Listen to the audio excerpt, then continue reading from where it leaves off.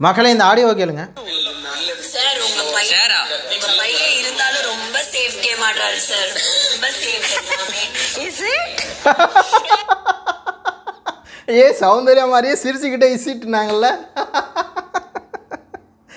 Sir ரொம்ப safe எல்லாமே.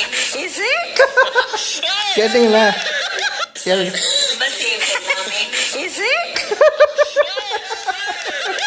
அதே மாதிரியே வந்து சொல்கிறாங்கல்ல, ரிப்பீட்டடாக கேட்டிங்களா? ஒரே தான் சவுண்டு மாதிரியே சிரிச்சுட்டு இசிட் உங்கள் பையன் வந்து ரொம்ப சேஃப் கேம் விளாட்றான் அப்படின்னு சொல்லி சவுண்டை பார்த்தீங்கள, அங்கேயும் ஒரு சம்பவமா. ஐயோ ஐயோ வேறு லெவல். அந்த இடத்துல வந்து பார்த்தீங்கன்னா எல்லாம் தெரிக்கிறாங்க, விசாலெலாம் தெரிக்கிறா. எங்கள் பார்த்தீங்களா எங்கள் அம்மா வந்து சவுண்டு மாதிரியே சொல்லிட்டாங்க அப்படின்னு.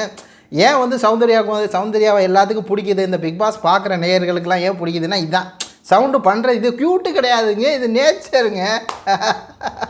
இத்தனை பேர் வந்து சவுண்டை பிடிக்கும்னு சொன்னப்போ, வெளியே இருக்க இத்தனை பேருக்கு மக்களுக்கு பிடிக்கப்போ என்னால் பிடிக்குது அப்படின்னா இதுதான் அவங்க பண்ணுற இந்த செயல்கள் இருக்குல்ல, ஒரு சில செயல்கள் அது வந்து மக்களுக்கு வந்து பிடிச்சிருக்கு. புரியுது? அதான் வந்து பார்த்தீங்கன்னா வேறு லெவலில் இருந்துச்சு. இஸ் இட் அப்படின்னாங்க. இன்னொரு ஆடியோ ஒன்று இருக்குது, அவங்க அப்பா வந்து சௌந்தர்யா புகழ்ந்தது, அதுவும் கேட்போமா?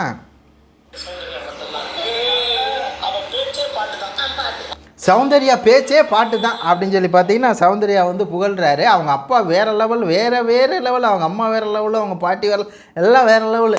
சவுண்டு பேச்சே வந்து பாடுற மாதிரி தான். சில பேர்லாம் வந்து நல்லா பாடுவாங்க, ஜாக்கலினி, தீபக்கு, ரஞ்சி சார் எல்லாம் பாடுவாங்க. ஏன்னா நம்ம சவுண்டு பேச்சே பாடுற மாதிரி தான் அப்படின்னு சொல்லி. அது இந்த அவங்க நேற்று காலையில் தீபக்கான மகன் வந்து சவுண்டு மாதிரியே இப்படி வந்து முடியும் அப்படின்ட்டு அப்படியே ஒரு பிஜிஎம் மியூசிக்கில் இப்படி பண்ணான்ல, அதுவும் நல்லா இருந்துச்சு. இப்போ வந்து விஷாலோட அப்பா வந்து இஸ் இட்.